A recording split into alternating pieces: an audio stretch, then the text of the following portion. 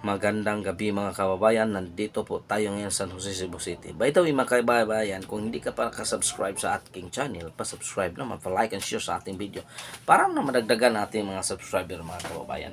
Ha? So by the way mga kababayan, magko-comment po tayo ngayon sa Kabataan Party List. Raul Manuel. Si Raul Manuel ay inimbestigahan ng Senate dahil siya ang number 1 recruiter ng mga NPA. Ngayon mga NPA hindi rin sumang-ayon nga magparag-test. Bakit? Noon napaka-atat-atat ninyo. Ito ang kailangan natin. Mga kababayan, takot kayo? Ikaw number 1, sabihin nyo, ay ito, kahit dahil sa ICC, para mabigyan ng justice ng mga namatay.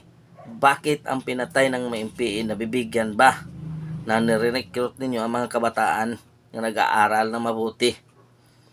Dahil sa marunong kayo magsabi, marunong kayo magsalita, ito ang mga kabataan na bubu naman, sumang-ayon sa inyong salita. Kaya, ganun. Pareha kayo, bubo.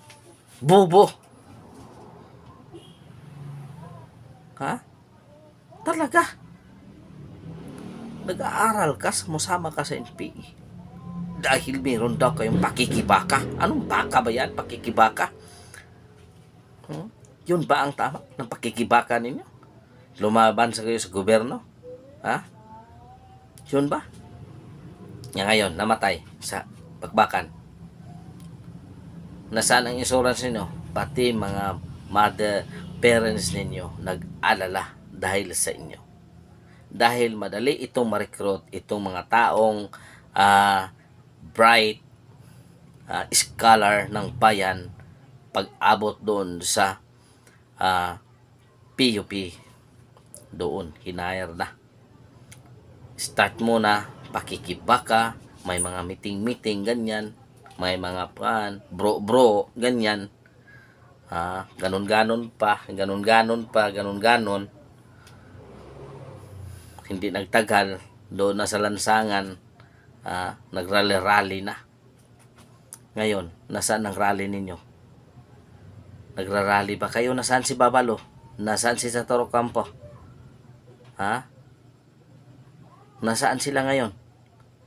Tikim ang bibig kasi maraming pera ang nakakain nila. Maraming pera. Kahit nga media, hindi nga nagsasalita sa mga issue nga ngayon ito. Kahit media hindi nagsasalita sa mga lumalabas na issue ngayon sa administrasyon. Bakit? Takot. Si Rapi Tulfo nga napakatapang.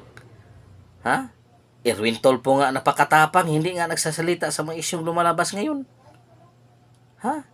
Matapang yan. Pero tingnan mo, ang tapang nila, lumalabas ba? Nagko-comment ba sila sa mga isyu na lumalabas ngayon sa administrasyon na to?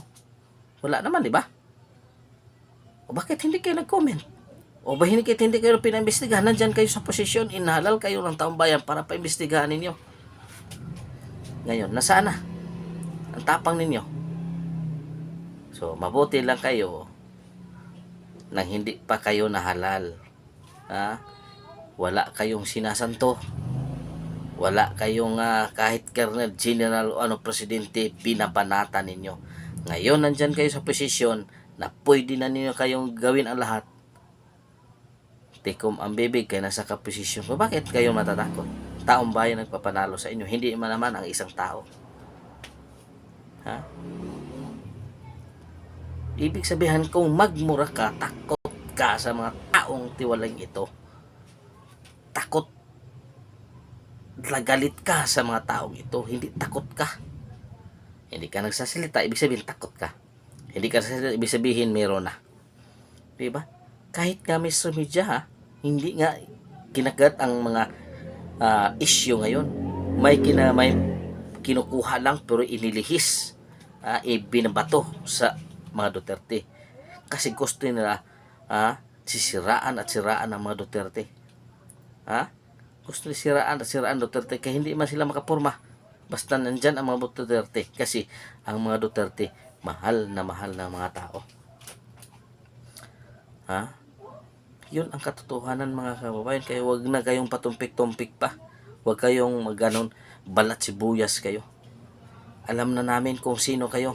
Nanalo kayo, inhalal kayong taong bayan dahil sa kausan ninyo. Pero ngayon, nakita na namin na hindi pala totoo ang kausan ninyo. Kung hindi nga kayo nag-comment sa lumalabas na issue ngayon ito ay pinakamabigat na kontrobersyal. Mas pinainit pa ninyong ICC na hindi naman ang ICC, hindi natin kasama sa ICC. Mas pinainit pa ninyo ang issue. Ngayon, nasaan ang pinainit ng issue kang pinabas sa Katibinag? Plus ito pang mga video na lumabas. Bakit hindi niyo kinagat mga Mr. Media? Ipagkandakan pa ninyo, kayo ang number 1. Walang kinikilingan, walang pinoprotektahan. Taong politiko lamang ang pinoprotektahan ninyo. Yun ba? Walang hiya kayo. Akala ko ba nanalo kayo dahil sa kausan ninyo, pero pala takot kayo magsalita. Nandyan na kayo sa posisyon. Bakit takot kayo magpasalita? Huwag kayo matakot. Taong bayan nagpapanalo sa'yo. Kahit wala kang grupo, kahit wala kang party list, kung talagang mananalo ka, kung mahal ka ng taong bayan, ipapanalo ka talaga nila kahit wala kang pera. Yan ang totoo mga kabayan. Dahil naniwala kami sa inyo kausa. Pero ngayon, wala na. So mga kababayan, maraming salamat sa inyong suporta sa akin. Dito po ako ngayon. So sa mga subscriber ko, maraming salamat sa inyo na walang sawang nagsuporta sa akin. God is good all the time. God is good. Pitching your kanyang tanan mga kababayan.